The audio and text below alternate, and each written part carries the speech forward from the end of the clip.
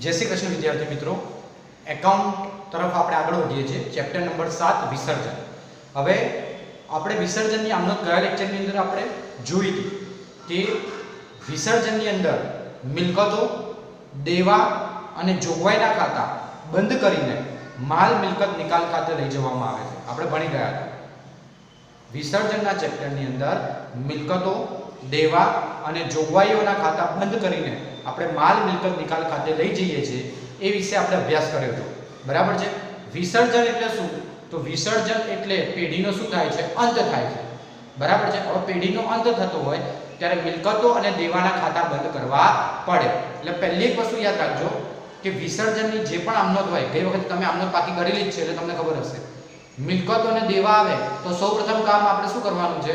એનું ખાતું બંધ કરવાનું છે અને પછી એના ઉપજ અંગેની જો વાત હોય તો એ આપણે લખવાની છે।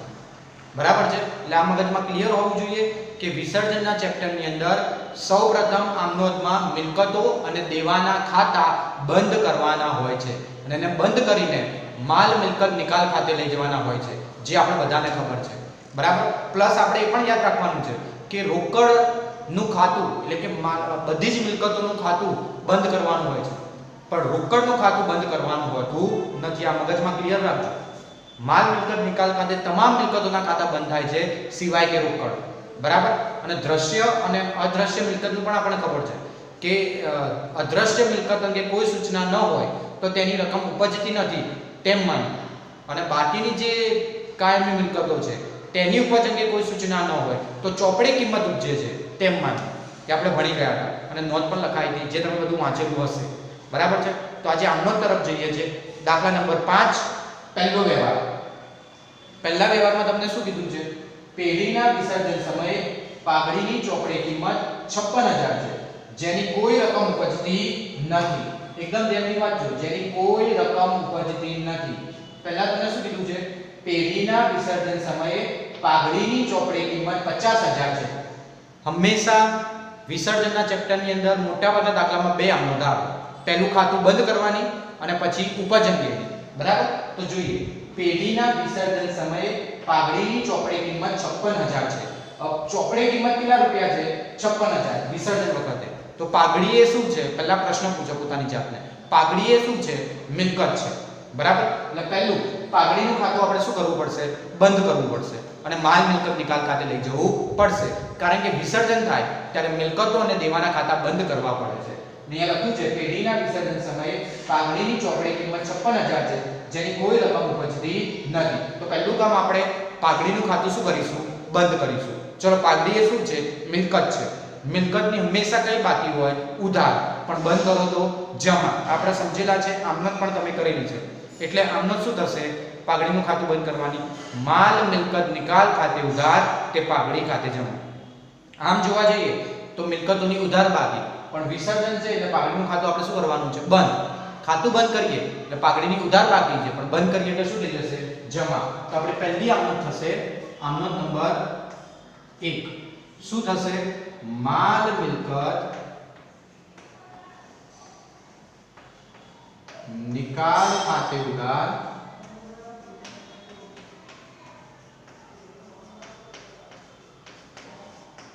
તે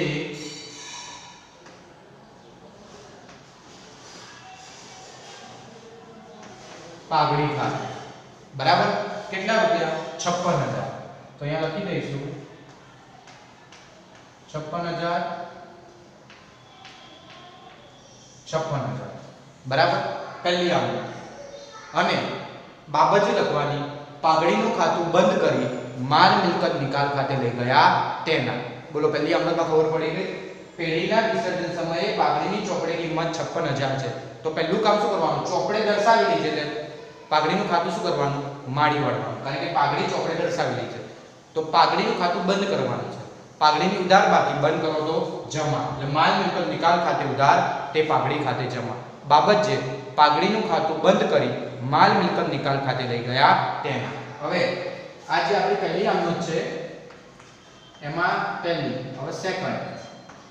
હવે જો તમને શું કીધેલું છે? જેની કોઈ રકમ ઉપજતી નથી। હવે એની કોઈ રકમ ઉપજતી નથી, હવે પાઘડી એ કેવી મિલકત છે? અદ્રશ્ય મિલકત છે।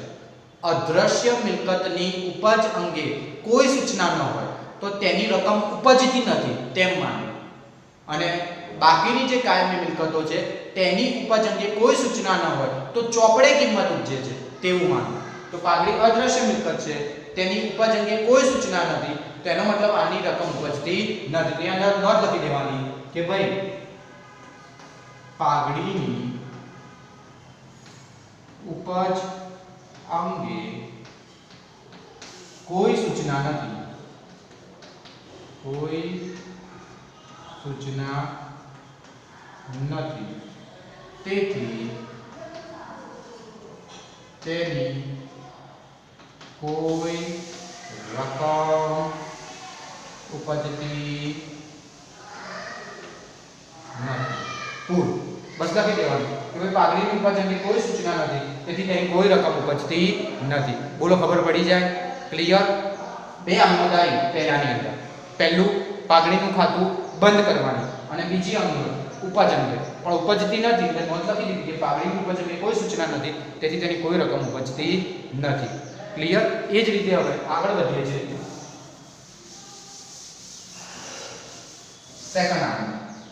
ચલો, સેકન્ડ તમને શું કીધું છે? વિસર્જન સમયે પાકા સરવૈયામાં જમીન અને મકાનના 8 લાખ અને રોકાણના 2 લાખ દર્શાવેલ છે, જેના અનુક્રમે 9 લાખ અને 1,50,000 રૂપિયા. જો સમજો પહેલા, વિસર્જન સમયે પાકા સરવૈયામાં જમીન મકાન 8 લાખ અને રોકાણો 2 લાખના છે, જેના અનુક્રમે 9 લાખ અને 1,50,000 રૂપિયા. ઉપજાની વાત પછી પહેલું તો વિસર્જન સમયે પાકા સમયમાં જમીન મકાન કેટલા લાખના છે? 8 લાખ અને રોકાણો કેટલા છે? 2 લાખના. તો વિસર્જન સમયે તમને જમીન મકાન અને રોકાણો આપેલા છે, એક 8 લાખના અને એક 2 લાખના. જમીન મકાન શું કહેવાય? મિલકત કહેવાય. રોકાણો પણ શું કહેવાય? મિલકત કહેવાય. હવે આ બંને મિલકત છે, બરાબર? તો પહેલું કામ શું કરવાનું? મિલકતના ખાતા બંધ કરીને ક્યાં લઈ જવાના?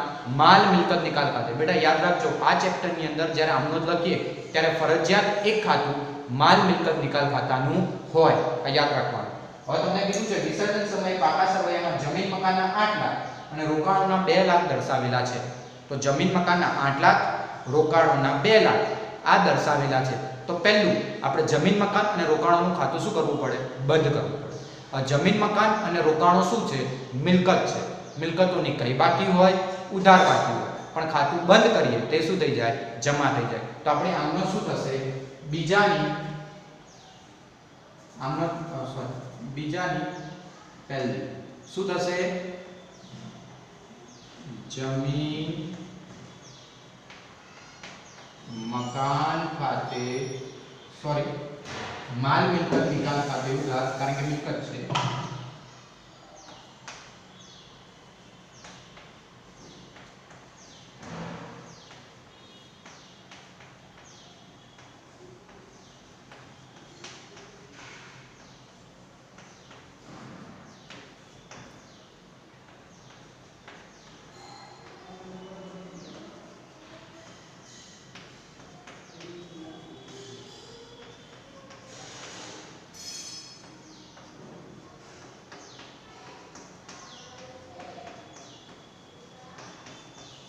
બરાબર? માલ મિલકત નિકાલ ખાતે ઉધાર, તે જમીન મકાન ખાતે, તે રોકાણો ખાતે. કેમ?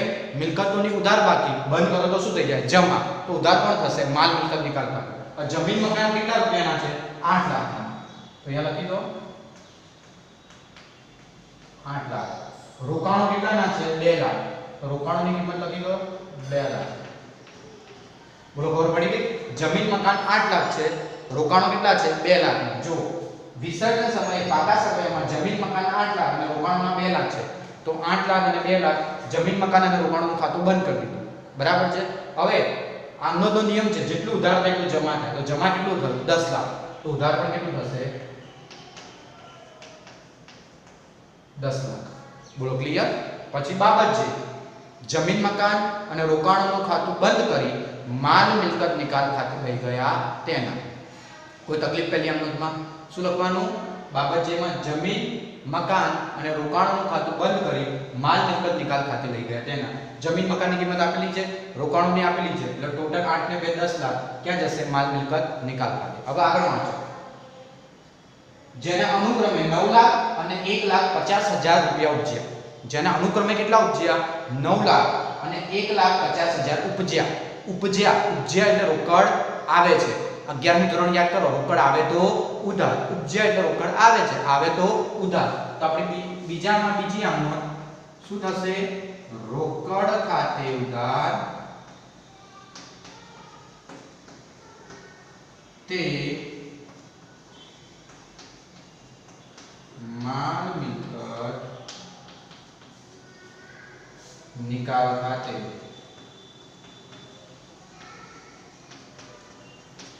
હવે પહેલા આનો સમજીએ. રોકડ ખાતે ઉધાર કેમ થયું? ઉપજ્યા એટલે રોકડ આવે છે, આવે તો ઉધાર. અને અહીંયા માલ મિલકત નિકાલ ખાતે કેમ આવ્યું? કેમ જમીન મકાન અને રોકાણો ખાતે ના આવ્યું? કારણ કે એના ઉપજ્યા છે ને. તમને પ્રશ્ન થાય કે સાહેબ જમીન મકાન અને રોકાણો ના ઉપજ્યા તો રોકડ ખાતે ઉધાર તે જમીન મકાન ખાતે ના આવવું જોઈએ? ના આવે. કેમ બેટા? જમીન મકાનનું ખાતું આપણે શું કર્યું? બંધ કરી દીધું. રોકાણોનું ખાતું આપણે શું કર્યું? બંધ કરી દીધું. જમીન મકાન અને રોકાણોનું ખાતું બંધ કરીને આપણે કયું ખાતું ઊભું કર્યું? માલ મિલકત નિકાલ ખાતું. એટલે જમીન મકાન અને રોકાણોની જગ્યાએ માલ મિલકત નિકાલ ખાતું આવે. સેકન્ડ વસ્તુ યાદ રાખવા માટે, વિસર્જનની મોટાભાગની આમનોંધની અંદર એક ખાતું માલ મિલકતનું હોય. જો માલ મિલકત નિકાલ ખાતે, બીજી આમનોંધમાં માલ મિલકત નિકાલ ખાતે, એક ખાતું માલ મિલકત નિકાલ ખાતામાં. અને સમજો તો તમને ઈઝી ખબર પડે કે જમીન મકાન અને રોકાણોનું ખાતું બંધ કર્યું અને એની જગ્યાએ કયું ખાતું ઊભું કર્યું? માલ મિલકત નિકાલ ખાતે. એટલે જમીન મકાન અને રોકાણો આવે નહીં. હવે ત્રીજી વસ્તુ આમનો જ ઈઝીલી યાદ રહી જાય કે અહીંયા માલ મિલકત નિકાલ ખાતું શું થયું? ઉધાર થયું. તો એકવાર ઉધાર થયું તો બીજી વાર જમા થાય, અને એકવાર જમા થયું હોય તો બીજી વાર ઉધાર થાય. કારણ કે માલ મિલકત નિકાલ ખાતું પણ છેલ્લે શું થઈ જાય? બંધ થઈ જાય. એટલે માલ મિલકત નિકાલ ખાતે અહીંયા ઉધાર છે તો અહીંયા શું થાય? જમા. આ ખાલી યાદ રાખવાની ટ્રીક આપી તમને, યાદ રહે તમને કે ભાઈ દરેક આમનોંધની અંદર એક ખાતું માલ મિલકત નિકાલનું હોય. બીજું એકવાર ઉધાર થાય તો એકવાર જમા થાય, અને એકવાર જમા થાય તો એકવાર ઉધાર થાય. અહીંયા ઉધાર થઈ ગયું તો અહીંયા જમા થાય. અને એ રીતે યાદ ન રાખવું હોય તો સિદ્ધાંતથી યાદ રાખો. તમને કીધું છે કે ભાઈ જેના અનુક્રમે 9 લાખ અને 1,50,000 રૂપિયા ઉપજ્યા એટલે રોકડ આવે છે. રોકડ આવે તો ઉધાર. તો રોકડ ઉધાર થશે તો માલ મિલકત નિકાલ ખાતું શું થશે? જમા થશે. અચળો કેટલા ઉપજ્યા? તો જેના અનુક્રમે 9 લાખ અને 1,50,000 એટલે કેટલા ઉપજ્યા?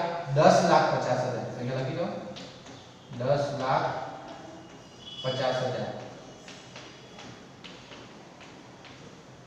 બાબત છે જમીન મકાન અને રોકાણોના ઉપજ્યા તેના, અથવા બાબત છે જમીન મકાનના 9 લાખ અને રોકાણોના 1,50,000 ઉપજ્યા તેના.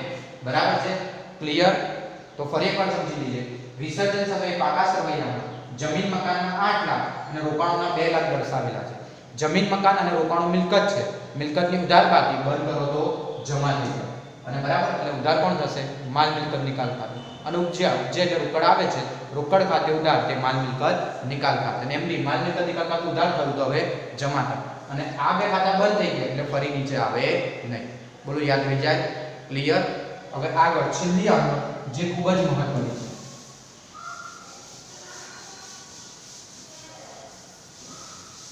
છેલ્લી આમનોંધ સૌથી ઇમ્પોર્ટન્ટ છે, ધ્યાનથી સમજજો. 2 માર્કમાં અલગથી પૂછાય, 3 માર્કમાં અલગથી પૂછાય. એકદમ ધ્યાનથી સમજજો. કુલ મિલકતો 2 લાખ છે. સમજો શું કીધું છે? કુલ મિલકતો 2 લાખ છે. જે પૈકી ચાલુ મિલકતો 40% છે. જે પૈકી ચાલુ મિલકતો કેટલા ટકા છે? 40%. રોકડ 10,000. આ 40%માં રોકડ 10,000 છે. ચોપડે મૂલ્ય પૂછ્યું. પહેલા એક વસ્તુ જુઓ, કુલ મિલકતો કેટલી છે? 2 લાખ. તો પહેલા આપણે ગણતરી કરવી પડે. ચલો, કુલ મિલકતો 2 લાખ છે. બરાબર? જેમાં ચાલુ મિલકતો 40%. જેમાં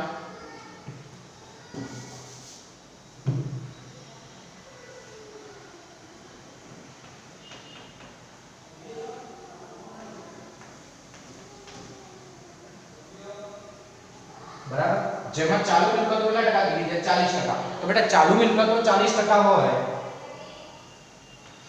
ચાલુ મિલકતો 40% હોય તો બિન ચાલુ કેટલા ટકા થાય? 60%. કઈ રીતે? ટકા હંમેશા કેટલાય ગણાય? 100 એ ગણાય. ચાલુ મિલકતો 40% થાય તો બિન ચાલુ કેટલા ટકા થઈ જાય? 60% થઈ જાય. ક્લિયર? હવે આગળ વધીએ. 2 લાખ ના પહેલા 40% કરી દો તો 4 * 8 80,000 14 બાર 1,20,000 ચલો મળી ગયું બિન ચાલુ મિલકત કેટલી થઈ 1,20,000 અને ચાલુ મિલકત કેટલી થઈ 80,000 પહેલા આવું અલગ પાડવું પડશે કેમ જો તમને કીધું છે કુલ મિલકતો 2 લાખ છે જેમાંથી ચાલુ મિલકતો 40% છે તો ચાલુ મિલકતો 40% થઈ તો બિન ચાલુ કેટલી થાય 60% થઈ જાય ક્લિયર તો 2 લાખના 40% 80,000 અને બિન ચાલુ મિલકતો 60% તો 2 લાખના 60% 1,20,000 એ બિન ચાલુ મિલકત આપણી થઈ ગઈ હવે આગળ વાંચો જેમાં રોકડ 10,000 સમાયેલી છે અહીંયા લખ્યું છે રોકડ કેટલી સમાયેલી છે 10,000 હવે બુદ્ધિ દોડાવો રોકડ એ કેવી મિલકત કહેવાય ચાલુ મિલકત હવે અહીંયા આપણી થિયરિકલ લોજિક કામમાં આવશે જે મેં તમને સમજાવી દીધું તમામ મિલકતોના ખાતા બંધ થઈને માલ મિલકત નિકાલ ખાતે જાય સિવાય એક રોકડ અને બેંક યાદ રાખજો તમામ મિલકતોના ખાતા બંધ કરીને માલ મિલકત નિકાલ ખાતે લઈ જવાય સિવાય એક રોકડ તો આ 80,000 ની અંદર કારણ કે રોકડ એ ચાલુ મિલકત છે અને ચાલુ મિલકત 40% છે 40% એટલે કેટલા થયા 80,000 હવે આ ચાલુ મિલકત 80,000 છે જેમાં રોકડ કેટલી સમાયેલી છે 10,000 રોકડનું ખાતું બંધ થાય ના થાય તો આપણે રોકડને શું કરવી પડશે કાઢી નાખવી પડશે તો 80,000 માંથી 10,000 રોકડ કાઢી નાખો તો ચાલુ મિલકતો કેટલી રહેશે 70,000 આ સમજવા જેવું છે 2 લાખ કાયમી મિલકતો છે એમાં 40% ચાલુ તો 60% બિન ચાલુ વેચી દીધી હવે 80,000 ની અંદર 10,000 રોકડ સમાયેલી છે તો બેટા રોકડનું ખાતું તો માલ મિલકત નિકાલ ખાતે જઈને બંધ થાય નહીં કારણ કે આપણે ભણી ગયા કે બધી જ મિલકતોના ખાતા બંધ થાય છે ખાલી રોકડનું ખાતું માલ મિલકત નિકાલ ખાતે બંધ થતું નથી એટલે આ 80,000 ની અંદરથી 10,000 રોકડ કાઢીશું તો હવે આપણે ચાલુ મિલકત કેટલી રહેશે 70,000 અને હવે જો કુલ મિલકતો 2 લાખ છે જે પૈકી ચાલુ મિલકતો 40% છે અને રોકડ 10,000 છે ચોપડે મૂલ્ય ઉપજ્યા એ પછીની વસ્તુ છે પણ વિસર્જન સમયે કુલ મિલકતો કેટલી થઈ 2 લાખ 40% ચાલુ મિલકત બિન ચાલુ 60% હવે મિલકતોના ખાતા શું કરવા પડશે બંધ કારણ કે પહેલો જ નિયમ છે તમને કીધું છે વિસર્જન સમયે મિલકતો આટલી છે તો પહેલું કામ શું કરવું પડે મિલકતોના ખાતા બંધ કરવા પડે ચલો મિલકતોની કઈ બાકી હોય ઉધાર બંધ કરો તો શું થઈ જાય જમા તો ઉધાર પણ થશે માલ મિલકત નિકાલ ખાતું તો આપણી આમનું શું થશે પહેલી માલ મિલકત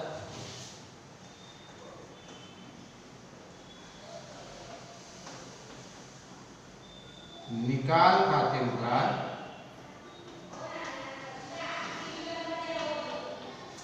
माल मिलकत निकाल खाते उधार ते बिन चालू मिलकत खाते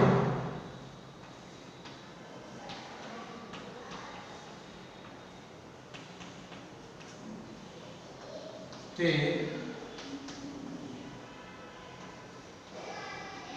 चालू मिलकत खाते बोला आमમાં ખબર પડી ગઈ મિલકતોની ઉધાર બાકી બંધ કરો તો જમા તો બિન ચાલુ મિલકત ને ચાલુ મિલકત કેમ એવું લખ્યું કારણ કે અહીંયા કોઈ મિલકતનું નામ નથી ડાયરેક્ટ ચાલુ મિલકત ને બિન ચાલુ કીધું છે અને ઉધાર કોણ થશે માલ મિલકત નિકાલ ખાતે ચલો હવે બિન ચાલુ મિલકત કેટલી છે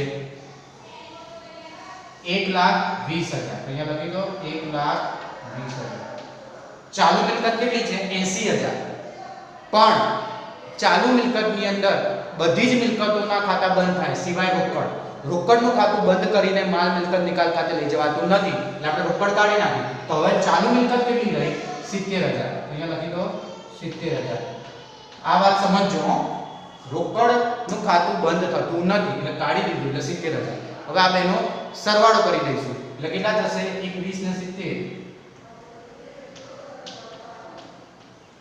1,90,000 બોલો ક્લિયર ખબર પડી જાય બાબત લખવાની કે મિલકતોના ખાતા બંધ કરીને માલ મિલકત નિકાલ ખાતે લઈ ગયા તેના હવે આગળ વાંચીએ ચોપડે મૂલ્ય ઉપજ્યું અહીંયા લખ્યું છે 40% છે રોકડ 10,000 જેની ચોપડે મૂલ્ય ઉપજ્યું એટલે આની બીજી આમત કઈ થશે ઉપજ્યું એટલે રોકડ આવે છે આવે તો ઉધાર તો આપણી આમત થશે રોકડ ખાતે उधार ते माल मिलकत निकाल खाते ते माल मिलकत निकाल खाते બરાબર. ફરી એકવાર સમજી લઈએ. આગળ આપણે સમજ્યા છતાં ફરી વાર સમજાવો. ઉપજ્યા એટલે રોકડ આવે તો ઉધાર, સિમ્પલ લોજિક યાર. અને સેકન્ડ લોજિક કે અહીંયા ચાલુ મિલકત ખાતે કે બિન ચાલુ મિલકત ખાતે આવશે નહીં. કેમ? ચાલુ મિલકત અને બિન ચાલુ મિલકતનું ખાતું બંધ કરી માલ મિલકત નિકાલ ખાતે નહીં કરે. એટલે આ બે બંધ થઈ ગયું તો ફરી ઊભું કરી શકાય નહીં. એટલે આમાં શું થઈ ગઈ? રોકડ ખાતે ઉધાર ઉપજ્યા એટલે રોકડ આવે છે એટલે રોકડ ખાતે ઉધાર તે માલ મિલકત નિકાલ ખાતે. અને મેં તમને કીધું છે કે આમ નોંધમાં ફરજિયાત બીજું ખાતું માલ મિલકત નિકાલ ખાતાનું. અને ત્રીજું પણ મેં તમને કીધું કે જો એકવાર માલ મિલકત નિકાલ ખાતે ઉધાર થાય તો બીજી વાર જમા થાય. એ આપણે જોઈ લીધું. અને આગળની આમ નોંધમાં પણ જોયું ને અત્યારે પણ. અને જમા હોય તો ઉધાર થાય. ક્લિયર? ખબર પડી જશે. આ તો ખબર પડવી જ જોઈએ કે આમ નોંધમાં એક ખાતું વિસર્જનમાં માલ મિલકત નિકાલ ખાતું આવશે. અને બીજું આ ખબર પડવી જોઈએ કે મિલકતોના ખાતા બંધ થઈ જાય એટલે બીજી આમ નોંધમાં મિલકતનું નામ આવે નહીં. કેમ ના આવે? એનું ખાતું બંધ થઈ ગયું અને એની જગ્યાએ કયું ખાતું ઉભું કર્યું? માલ મિલકત નિકાલ. બરાબર છે. હવે કઈ કિંમત ઉપજી? ચોપડે કિંમત ઉપજી. તો ચોપડે કિંમત કેટલી છે? આ રે. માલ મિલકત નિકાલ ખાતે ઉધાર કેટલા કર્યા? 1,90,000. તો જમા બી કરી દો 1,90,000. અહીંયા પણ 1,90,000. બાબત જે મિલકતોના ચોપડે કિંમત ઉપજ્યા તેના. અહીંયા બાબત છે મિલકતોના ખાતા બંધ કર્યા તેના. અહીંયા મિલકતોની ચોપડે કિંમત ઉપજી તેના. બરાબર છે? ક્લિયર? ઘણા કે સાહેબ કેમ 1,90,000 લખ્યા? માલ મિલકતમાં જેટલી રકમ એટલી લખી દેવાની એવું નહીં. અહીંયા તમને શું કીધું છે? ચોપડે કિંમત ઉપજી. તો ચોપડે કિંમત કેટલી છે? 1,20 ને 70 એટલે 90 છે એટલું. પછી અહીંયા એવું કીધું હોત કે ભાઈ આટલા ઉપજ્યા તો એ રીતે લખવું પડે જેમ આગળ તમને કીધું તે રીતે. ક્લિયર? બરાબર છે? તો આજે આટલે સુધી રાખીએ છીએ. મોડે કરી લેવાનું રહેશે અને HW માં રીતના દાખલા આપીશ જે તમારે જોઈ લેવાના રહેશે. જય શ્રી કૃષ્ણ.